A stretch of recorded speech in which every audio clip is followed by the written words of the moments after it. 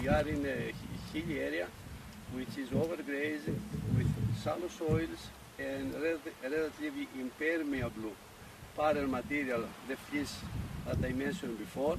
And when we have heavy rainfall in the area, then some water can be stored in the soil, and when the soil is saturated, then all the water, the rainwater, is coming in the surface and then is running downslope as runoff.